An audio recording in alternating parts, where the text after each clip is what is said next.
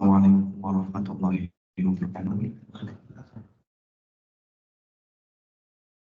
Rabbil alamin wa bihi nasta'inu ala umuri dunya waddin.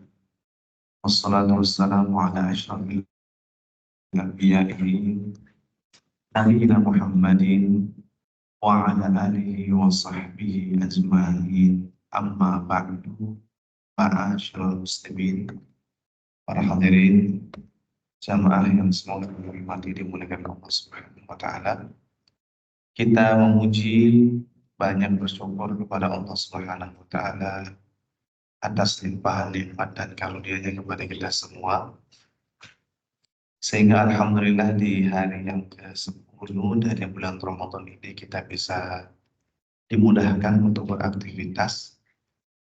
Kita diberikan kelancaran untuk mengerjakan berbagai macam kegiatan-kegiatan kita, baik yang sifatnya duniawi ataupun juga yang sifatnya ukhrawi.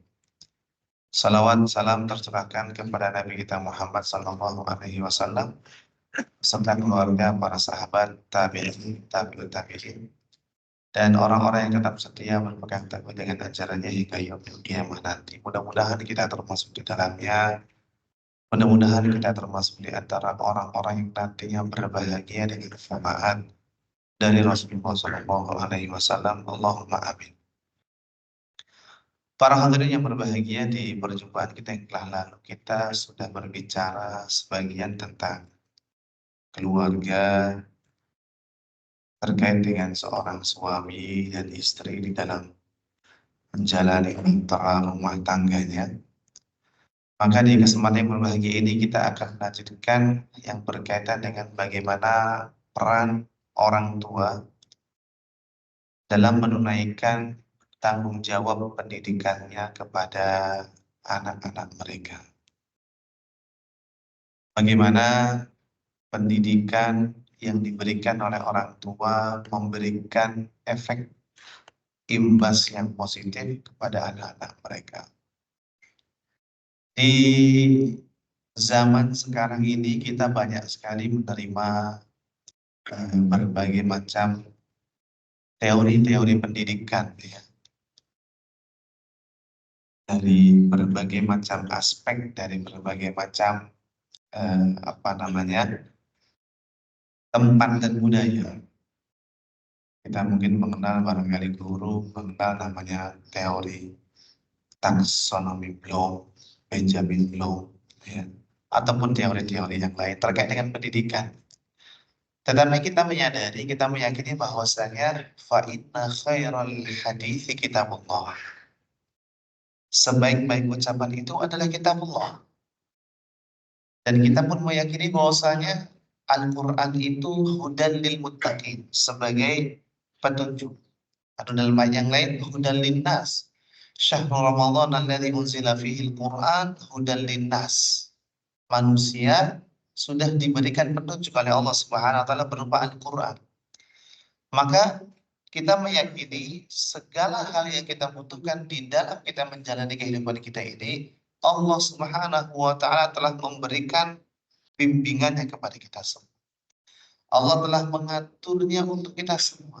Salah satunya terkait dengan pendidikan terhadap anak kita. Dan banyak sekali para ulama yang ketika berbicara tentang tarbiyatul aulad, pendidikan kepada anak-anak kita, kemudian merujuk kepada salah satu dari surat-surat yang ada di dalam Al-Quran, secara spesifik surat Luqman, ayat yang ke-12 sampai ayat yang ke-19. Ini banyak sekali dijelaskan oleh para ulama terkait dengan bagaimana surat ini, surat Luqman, mulai dari ayat yang ke-12 sampai ayat yang ke-19, itu akan menjadi sebuah pondasi asas utama bagi pendidikan seorang manusia. Baik dia sebagai anak ataupun dia sebagai orang tua.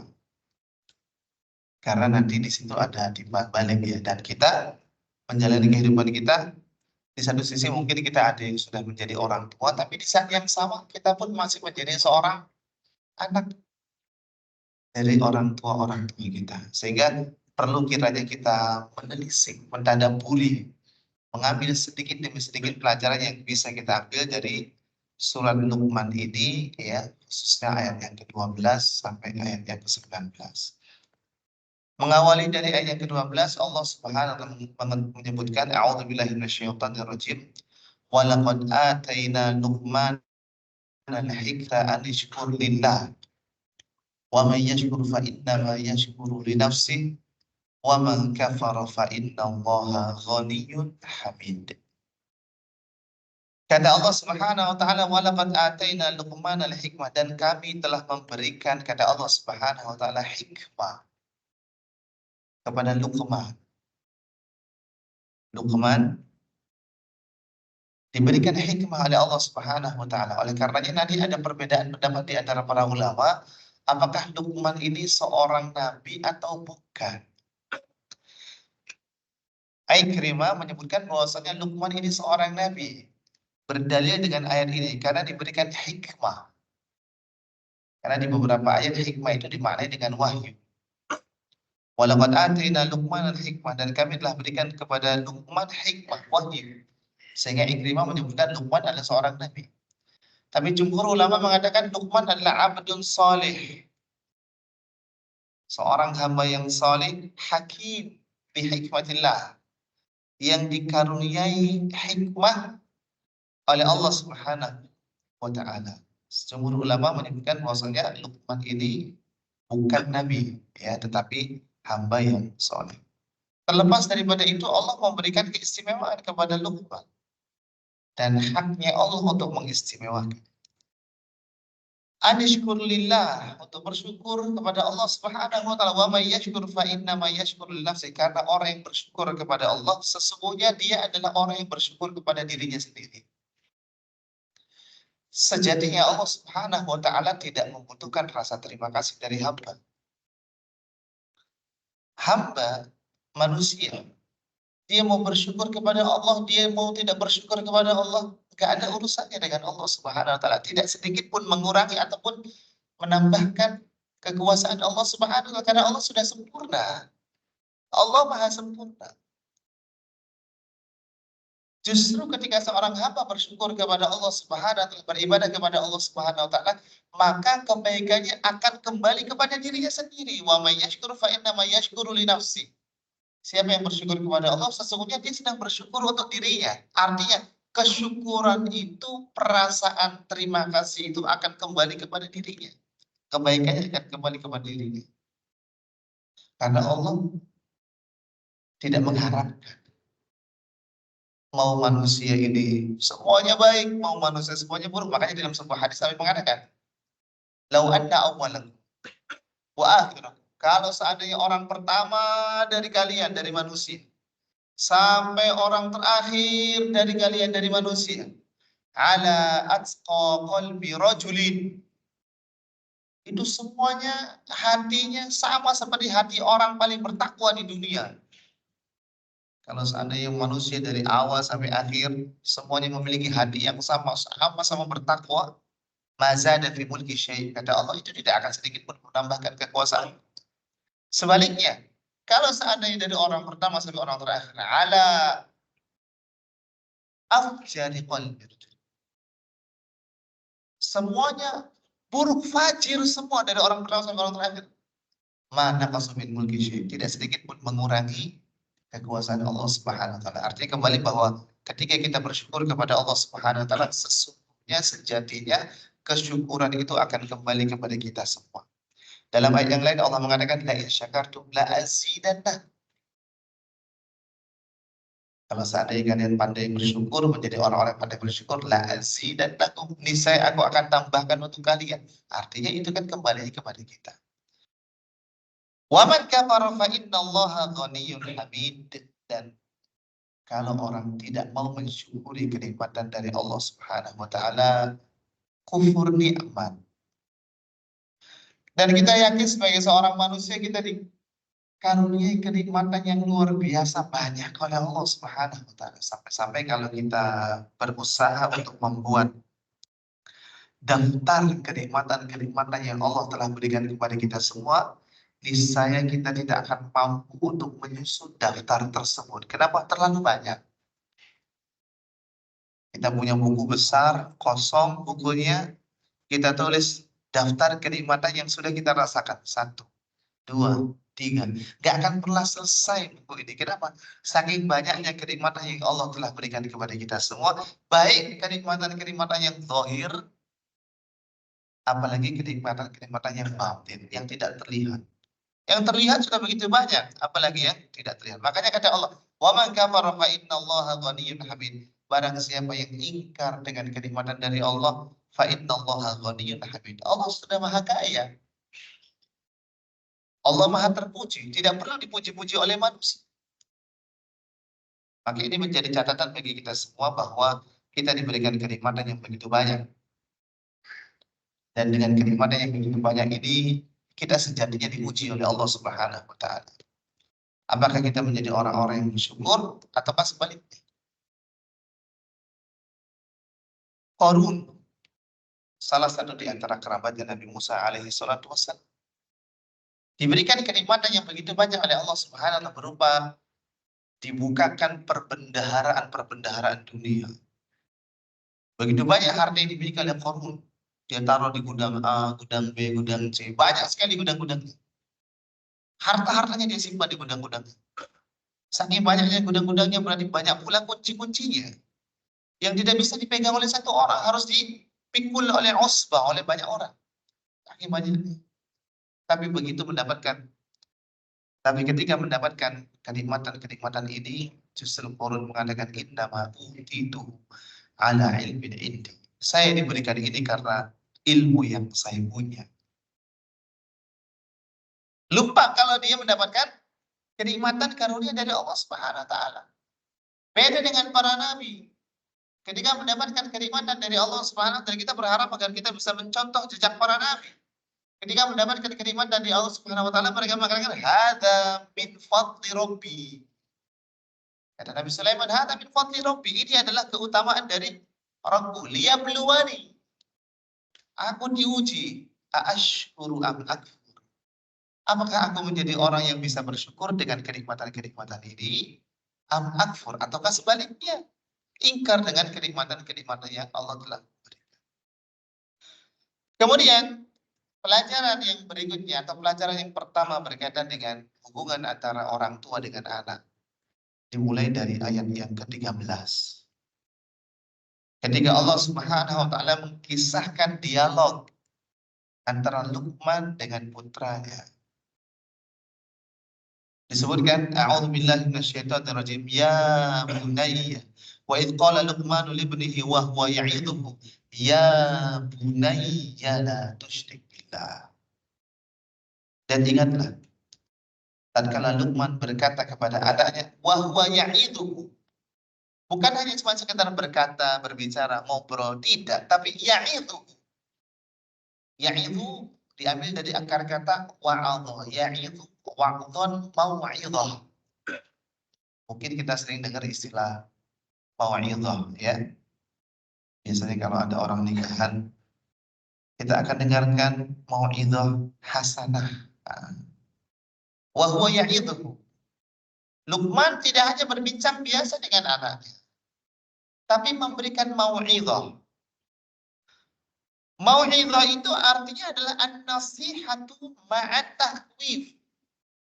Mau'idhah itu artinya adalah nasihat yang disertai dengan peringatan. Nasihat yang disertai dengan peringatan. Anak-anak itu, para hadirin, jamaah yang berbahagia, perlu diberikan peringatan.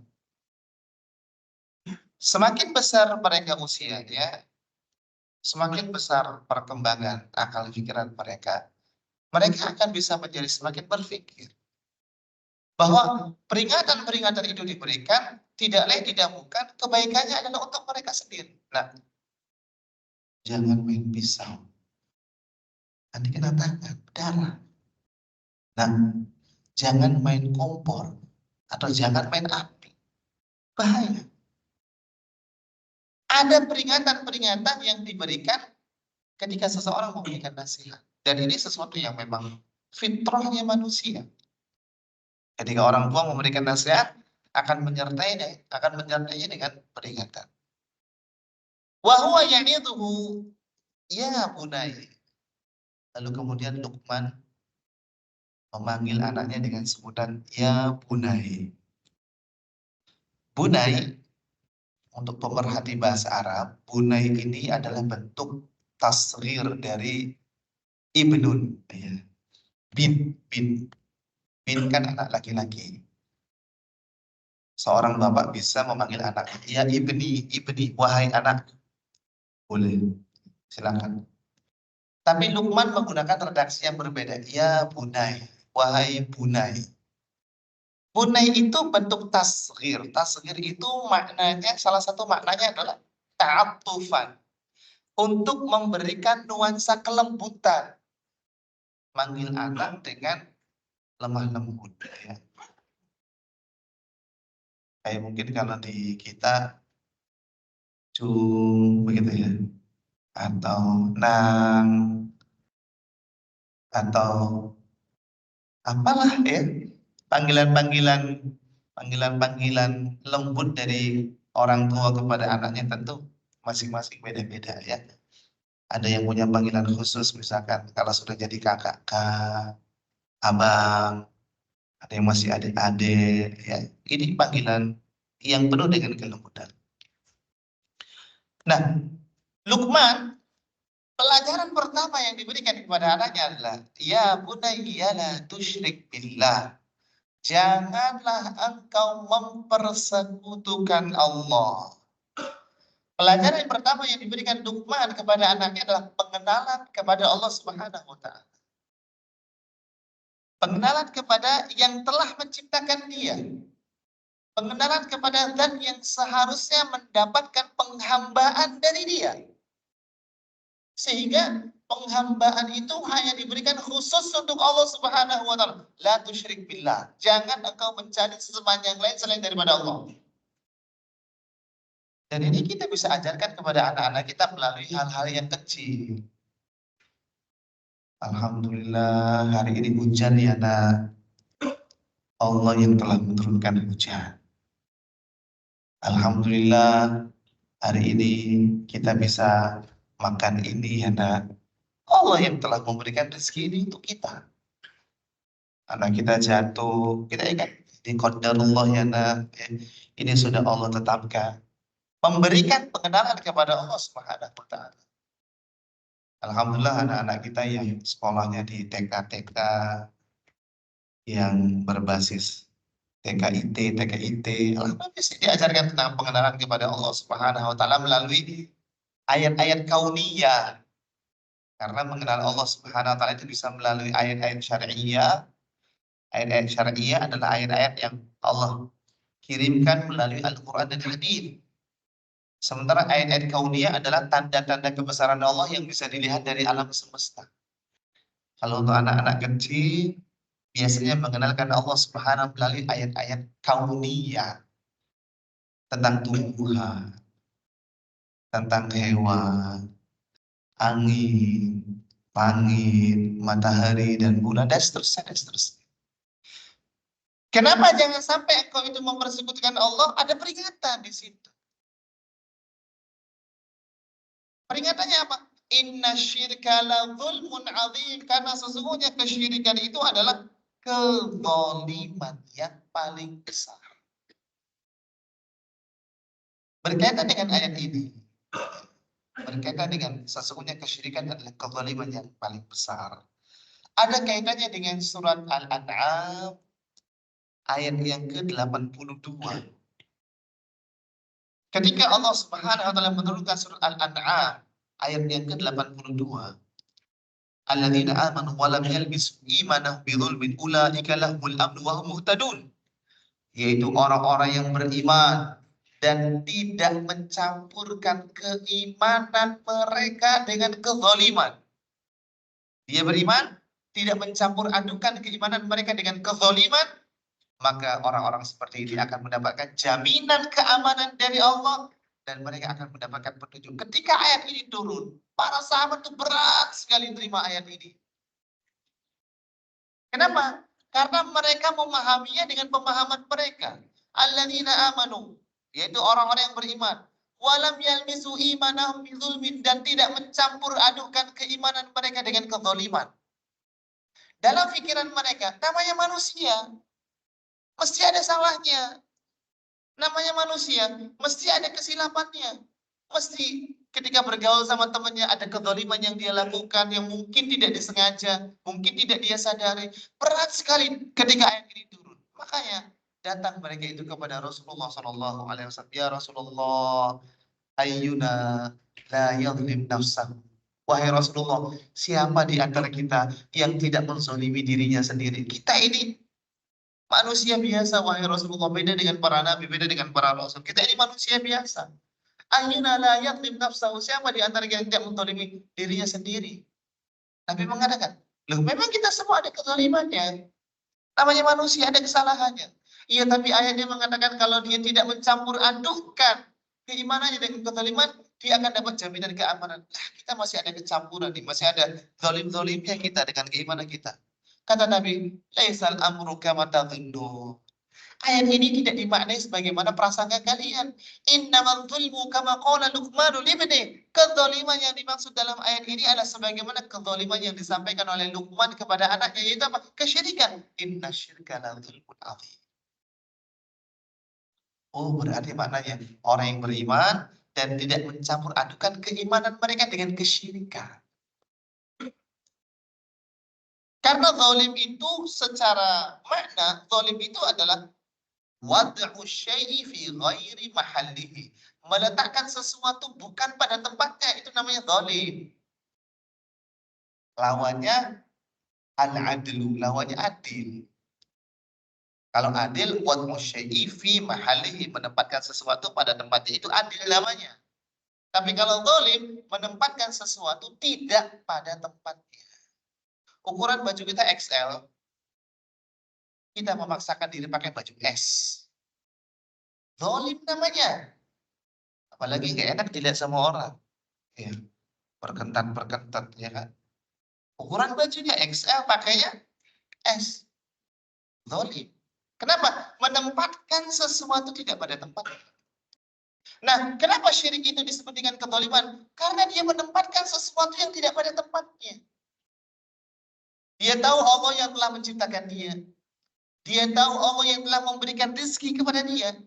Dia tahu bahwasanya Allah telah memberikan kehidupan untuk dia. Lalu kemudian ternyata dia berikan penghambaannya, baktinya untuk kepada selain dari Allah Subhanahu wa taala.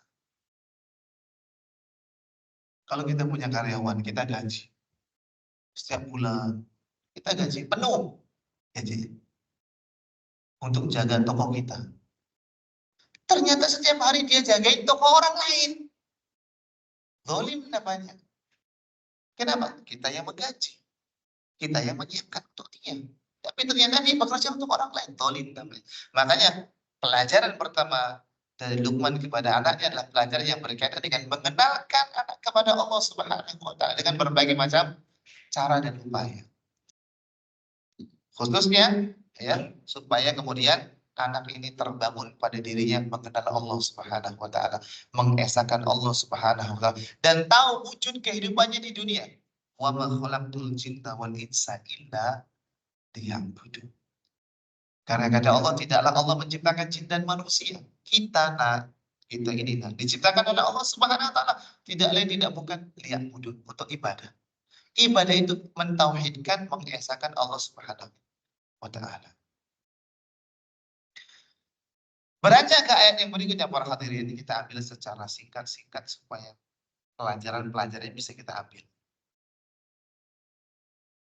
Kemudian Allah menyebutkan di surat atau di ayat berikutnya, ayat yang ke-14-nya, wa wassaynal insana biwalidayhi hamalathu wahnan ala wahnin wa fisaluhu. Kami wasiatkan kepada manusia untuk berbuat bakti kepada kedua orang tuanya.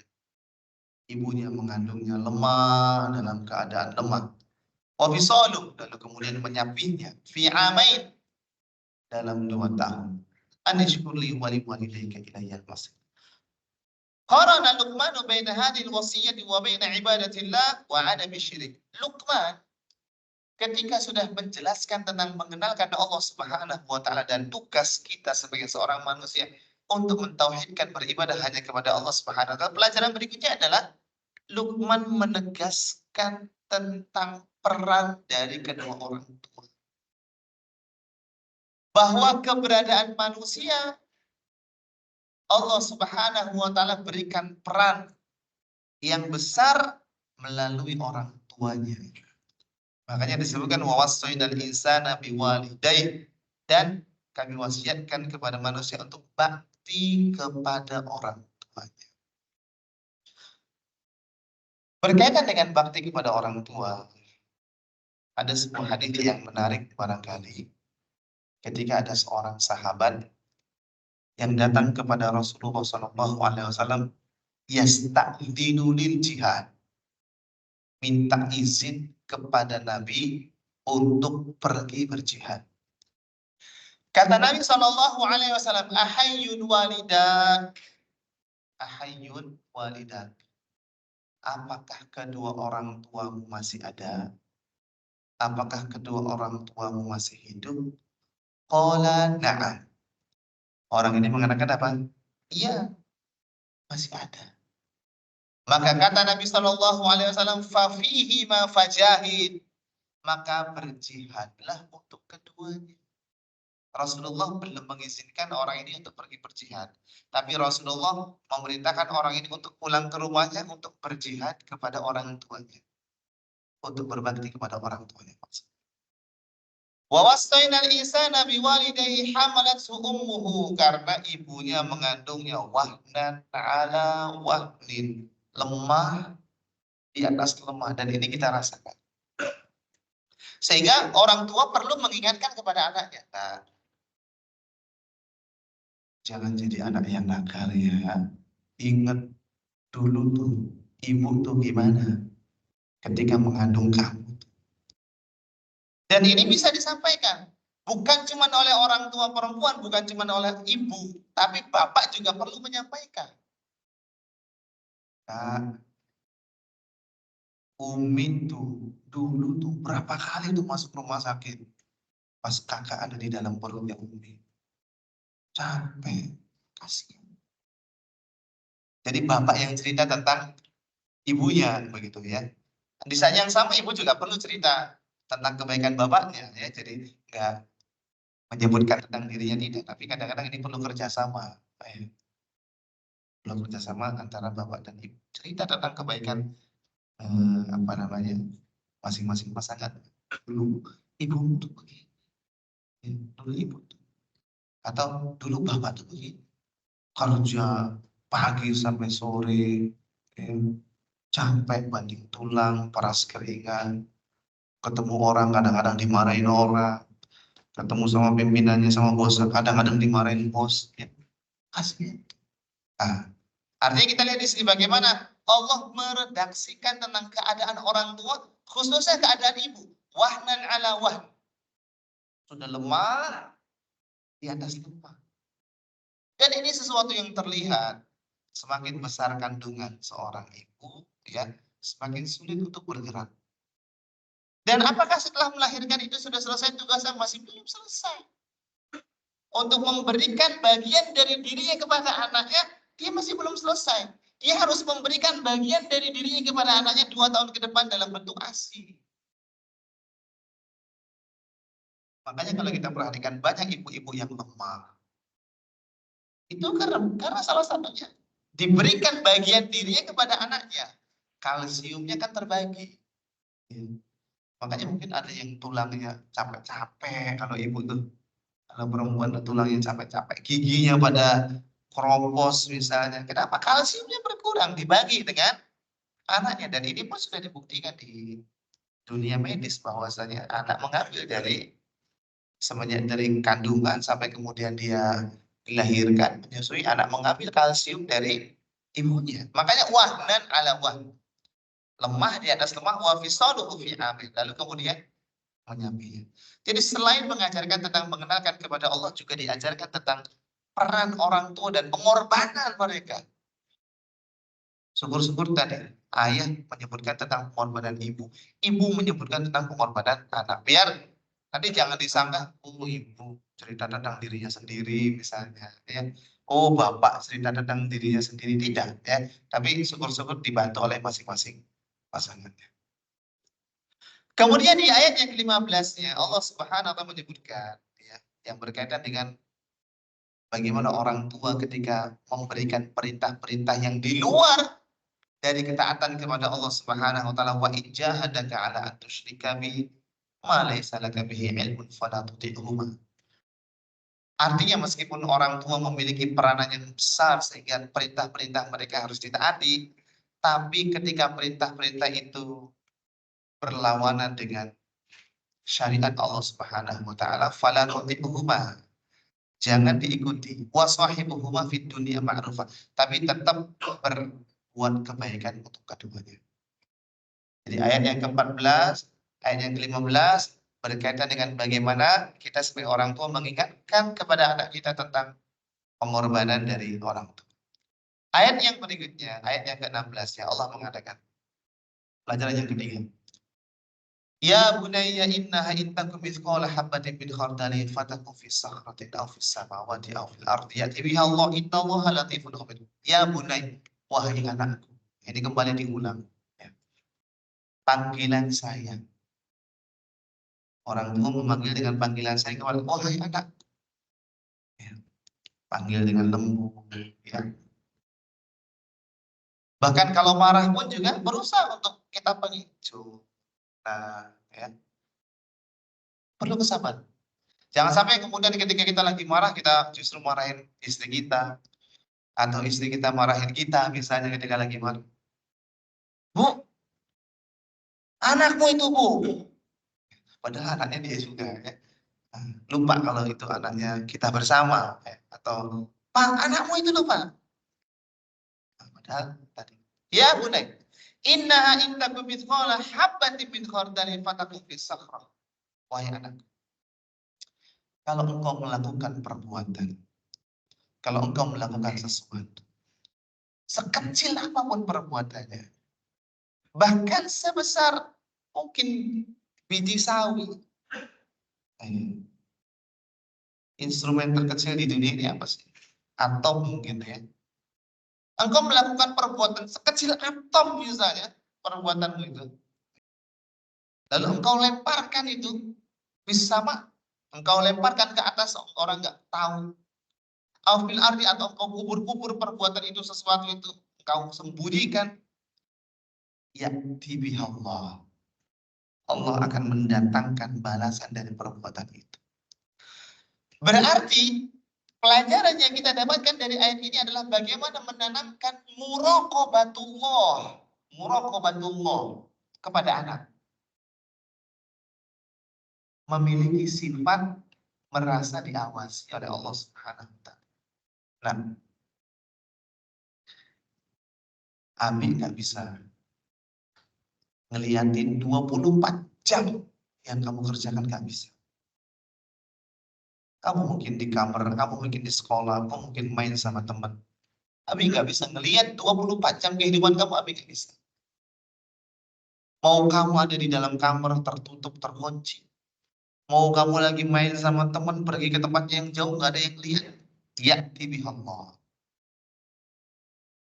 Allah akan mendatangkan balasannya. Intaku khairan fa khairun. Kalau seandainya perbuatan itu baik, maka balasannya akan baik. Intaku syarron fa syarr. Kalau seandainya perbuatanmu itu buruk, maka hasilnya akan. Maka kita ingatkan kepada anak kita tentang bagaimana muraqabah. Mau kita ini kamarnya dimatikan di malam hari, gak ada yang lihat, berbuka puasa di siang hari, gak ada yang tahu. Allah Maha melihat. Ayat yang ke-17 ya para hadirin, masih di awal dengan ya bunayya aqimis shalat. Wahai anakku, aqimis shalat. Baru setelah mengenalkan Allah, menyampaikan tentang pengorbanan orang tua, menyebutkan tentang muraqabatullah. Di wasiat yang keempatnya ini, ya bunayya aqimis shalat. Dirikanlah sholat. Siapapun kita tidak bisa lari dari perintah sholat. apalagi yang sudah balik ya. Rasulullah SAW mengajarkan anak ketika usia sudah 7 tahun, ajarkan sholat. Perintahkan untuk sholat. Muru abna'akum bis sholat. Muru auladakum bis sholat. Wahum abna' sab'a sinin. Perintahkan anak-anak kalian untuk sholat ketika mereka sudah 7 tahun. Wadribuhum 'alaiha li'ashrin, dan kasih pelajaran kepada mereka, kasih hukuman kepada mereka kalau mereka masih meninggalkan sholat ketika usianya sudah 10 tahun. Jadi ketika anak kita 7 tahun, ajarkan untuk sholat. Meskipun alhamdulillah 5 tahun sudah ikut ke masjid. Asal bisa dikondisikan. 5 tahun ikut ke masjid lari-lari ke tempat imam, imamnya kenter misalnya. Ya. Yang penting bisa dikondisikan. Alhamdulillah sudah bisa diajak ke masjid. 7 tahun ajarkan sholat. Dan dijaga. Iya. Apalagi misalnya yang sholatnya anak perempuan. Kalau yang anak laki-laki pada 7 tahun kita bawa ke masjid sudah bisa antar. Kalau perempuan misalkan sholat di rumah, kita tanya. Nah, baca surat apa sholatnya? Jangan cuma sekedar, oh iya ngelihat anak kita sholat. Jangan-jangan nggak baca. Tapi tanya, tadi baca surat apa? Oh, surat ini, surat itu. Baca yang pendek-pendek, nggak apa-apa, nggak masalah. Ya. Apalagi menyesuaikan dengan hafalan. Ya, mulai akhirnya sholat. Dirikanlah sholat. Sholat itu bukan cuma ada di zaman kita ya. Bukan ada di zaman kita saja. Zaman sebelum Nabi Muhammad saja sudah ada perintah sholat. Nabi Ibrahim saja mendoakan dirinya dan anaknya untuk bisa mengerjakan sholat. Rabbi ja'alni muqimas sholat. Ya Allah, jadikanlah aku ini sebagai orang-orang yang bisa mendirikan sholat. Wa min dzurriyyati, dan juga dari anak keturunan. Jadi sholat kita doakan. Kita doa agar kita bisa digunakan untuk mengerjakan sholat. Plus anak-anak kita juga, keturunan kita. Agar mereka juga bisa mengerjakan sholat. Ya bunayya aqimis sholat. Wa'mur bil ma'ruf wanha 'anil munkar. Dan wasiat berikutnya adalah, wahai anak, ketika ada kebaikan, coba ajak orang lain untuk berbuat baik. Anak kita itu kan sudah bisa bersosialisasi, bergaul, berinteraksi dengan temannya. Kadang-kadang ketika berinteraksi dengan temannya ada hal-hal yang baik, dia bisa tularkan kepada temannya. Itu namanya amar ma'ruf. Di saat yang sama nahi munkar. Nah, kalau ada temannya yang ngomong jorok, jangan ikuti. Kasih tahu. Kasih tahu, nggak boleh. Kita terbiasa ini. Ya, di zaman kita, apalagi di era-era YouTube ini, media sosial ini. Orang main game, gamenya yang main anak-anak. Main game sambil ngomong. Ngomongnya yang keluar bahasa-bahasa binatang. Kadang-kadang. Makanya ini bahayanya media sosial kalau nggak ada kontrol dari orang tua. Wa'mur bil ma'ruf wanha 'anil munkar. Coba ajak temanmu untuk kebaikan, yang baik-baik. Yang buruk-buruk diingatkan. Artinya para hadirin jamaah yang sebenarnya dimuliakan Allah Subhanahu wa taala, memang kita tidak bisa mengharapkan kesempurnaan pada proses pendidikan anak-anak kita, nggak bisa. Tapi setidaknya kita mengikuti tahapan-tahapan. Dan surat ini, ayat 12 sampai ayat 19 dari surat Luqman ini, sangat penting kiranya untuk kita baca di waktu luang. Di momen sekian menit yang kita adakan di kesempatan siang hari ini, tentu tidak cukup waktunya untuk menyelesaikan semua. Tetapi setidaknya ini menjadi pemicu, ini menjadi pemancing, pemantik bagi kita untuk nanti ketika ada waktu kosong, kita buka ayatnya, kita baca tafsiran para ulama, kita ambil pelajaran-pelajaran penting dari ayat 12 sampai ayat 19 dari surat Luqman ini. Semoga bermanfaat khusus bagi yang berbicara, semoga bermanfaat pula bagi yang mendengarkan.